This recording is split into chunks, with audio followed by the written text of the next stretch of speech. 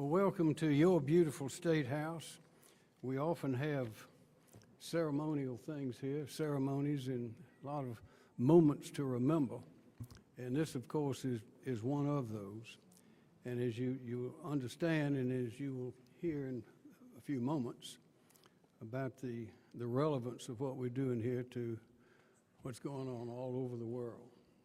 And we're always very proud when South Carolina is able to take a stand, make a statement, make a contribution to not only our people, but people around the world. And this is one of those moments. And there are people here and others who are not here today who have had an enormous impact on the pride, happiness, and success of the people in our state. And as I talk to businesses around the world and they explain to me why they want to be here, it's always about the people. And if we are going to thrive, we must see that our people thrive. And this is a part of that. And there's been an idea that was put into a bill that ended up becoming law. It was initiated by Representative Bernstein. And she will speak to that now. Thank you, Governor. Thank you so much. For those who don't know me, my name is Beth Bernstein. I serve in the South Carolina House of Representatives, and I represent a district here right in Richland County. And I was the main sponsor of this bill, but as you can see with the crowd behind me, it took an effort, and there's a crowd of people in front of me. It took a lot of people who were integral in getting this to the finish line. And what we're talking about is the anti-Semitism bill. And I wanted to give you some stats just to kind of start off with. According to the American Jewish Committee, nearly 1/3 of Americans are either unsure of what anti-Semitism means or have never heard the term. And this uncertainty extends to beyond just in the United States. Although the rise in anti-Semitic events in the United States have consistently increased over the last decade, these incidences have skyrocketed by as much as 360% since the October 7th massacre, according to the Anti-Defamation League. And to even begin to solve this problem of anti-Semitism, there must be clarity about what it is and what it is not. That's why in 2016, the International Holocaust Remembrance Alliance, IRA, built international consensus around a non-legally binding definition that offers clear guidelines and guardrails. In the United States, 33 states and the District of Columbia, along with the current administration, the Institutes of Higher Education, have adopted either by proclamation, executive order, or by statute this IRA definition of anti-Semitism, so that it can be used as an essential tool to clarify what anti-Semitism looks and sounds like in the 21st century. I filed this legislation last year to help South Carolinians use this definition as a barometer to determine if anti-Semitism exists here in our state. Thankfully, my colleagues in the House and Senate overwhelmingly agreed, along with the governor, of course, that South Carolina needs this working definition of anti-Semitism. And I'm delighted that we will now be included as one of those states, making us the 34th state. And you might ask the question, how will it be applied? While we don't have a statewide hate crime bill, local municipalities who have enacted hate crime ordinances can use this definition to determine if a specific incident is considered anti-Semitic. It can also be utilized in the human resources context and by colleges and universities. As I've alluded to earlier, there were so many people who are integral in getting, or who were integral in getting this to the finish line. And it's actually too many to name individually, but I do want to point out some who are here with us today, if that's all right. I have representatives from the Jewish Federation in Columbia, Charleston, and Greenville, and Stamp Out Hate, South Carolina, including Judy Corsaro, Brandon Fish, my sister Michelle Perrick. We have Anita Zucker, well-known businesswoman and philanthropist who is known beyond just the borders of our state. We also have Karen Floyd, founder and CEO of the Palladium Group, Daryl May with Stand With Us, Barry Clarkberg with USC's AEPI chapter. We have former Representative Judge Alan Clemens. We have Dr. Mark Goldfeder with the National Jewish Advocacy Center. We have the Israeli Consul General to the Southeastern United States, Anat Sultan Dadan. And we have representatives from the Israeli American Council. More particularly, we have Ilan Carr, who will be speaking after me. Mr. Carr is the CEO of the Israeli American Council and has served as a senior U.S. diplomat, criminal prosecutor, military officer, and community leader. He served as the United States Special Envoy to monitor and combat anti-Semitism in the last administration, directing U.S. policy and programs aimed at combating Jewish hatred throughout the world. Before his federal appointment, Ilan has devoted over a decade to public safety as a deputy district attorney for Los Angeles, prosecuting violent felonies. He also served for 20 years as an officer of the United States Army Reserve and was an international president of the AEPI chapter. President. And with that, Mr. Carr. Thank you so much. Governor McMaster, Lieutenant Governor Yvette, Representative Bernstein, Representative and Judge Clemens, members of the legislature of both houses and both parties, ladies and gentlemen. Thanks to you, and thanks to the extraordinary leadership and commitment of Governor McMaster, we are here to celebrate a great moment for South Carolina and for America.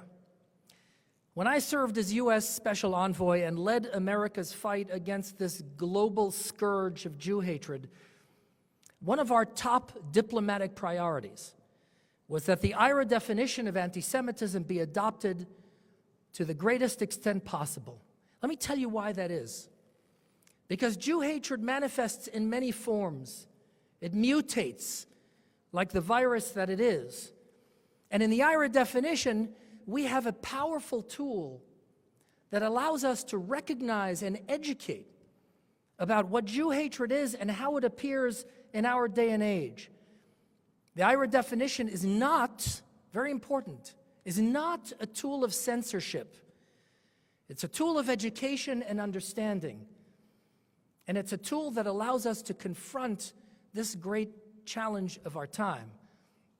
But of course, I'm not telling you anything you don't know, because you know what?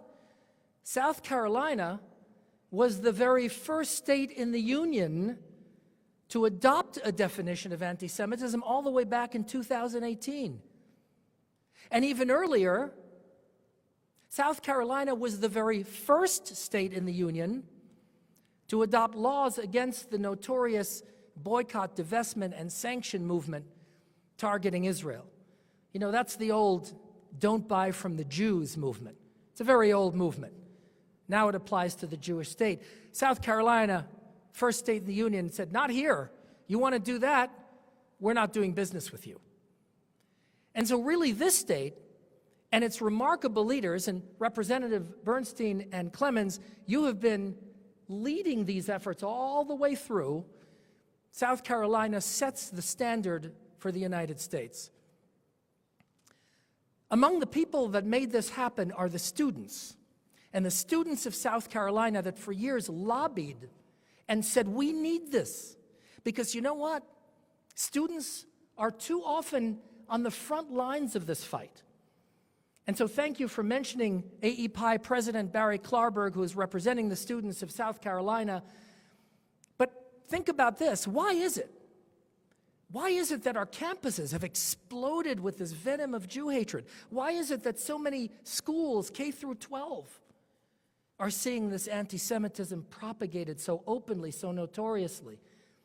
It's not by accident. As every tyrant of the 20th century and of the 21st century knows, if you want to destroy a society and remake it in the dark image of these tyrannical movements, you got to take over the schools. You have to indoctrinate the young people so that when they become leaders, they've already imbibed this vile poison of anti-Semitism. Well, South Carolina today is saying, not in our state, not here you're not going to do that, because we're going to stand against Jew hatred and harassment and all of this stuff that we're seeing across the country. And for that, I think all of us need to celebrate. And lastly, let me say this. Make no mistake.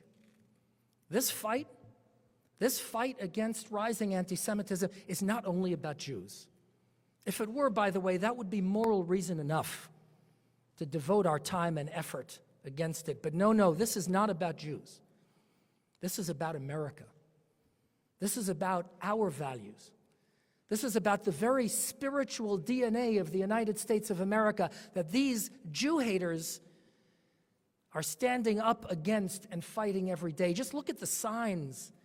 Look at the disgusting signs on the campuses against the country, against our armed forces, against the police. The IAC, the organization that I'm privileged to lead, has organized rallies across the country from UCLA to Columbia and everywhere in between to meet face-to-face against this movement on campuses. You know what? You know what you see when you see these dual rallies? You see pro-Israel rallies where American flags are waved all over, where the Star-Spangled Banner is proudly sung because we stand for patriotism. And on the other side you see hatred. Yeah, oh sure, hatred of Jews, but hatred of America, not a single American flag, not a single national anthem. And in fact, displays of despicable contempt for our country. Today, we stand united, arm in arm and shoulder to shoulder, for the future of our children.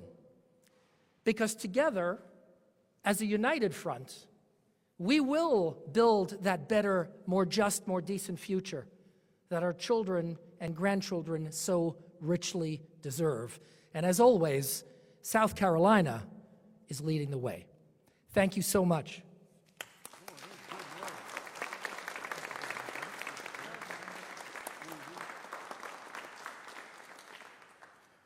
Well, I think the ambassador about covered most everything, and very well, and we're glad to have you here.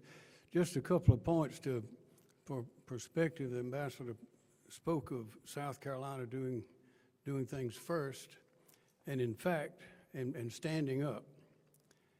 I don't know if everyone recalls, but in the oldest continuously operating synagogue in this country is in Charleston, South Carolina, 1749. And for the history buffs out there, that is in fact before the Declaration of Independence and before there was a country. And at the time of the Revolutionary War, there were more Jews in South Carolina, specifically Charleston, where that synagogue was, than any other place in the country.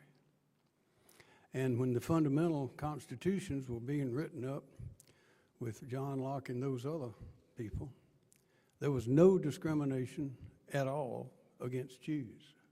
Jews were welcome.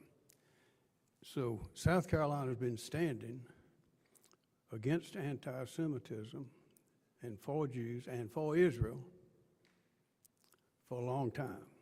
And we will continue to do that.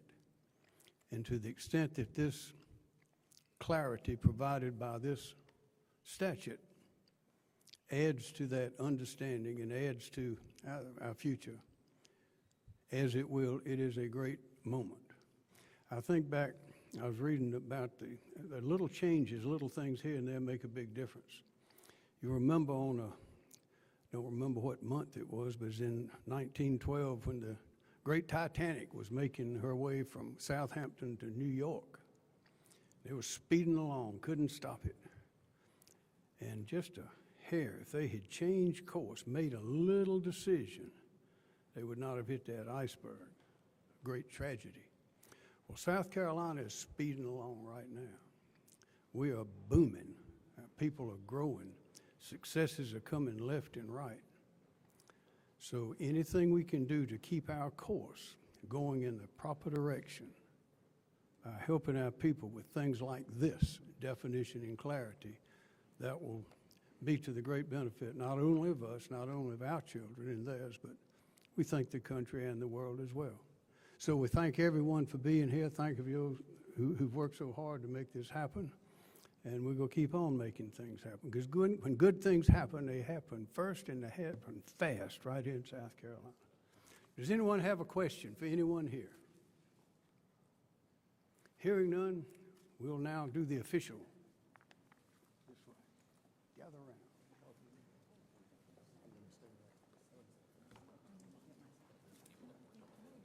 Well, there's others.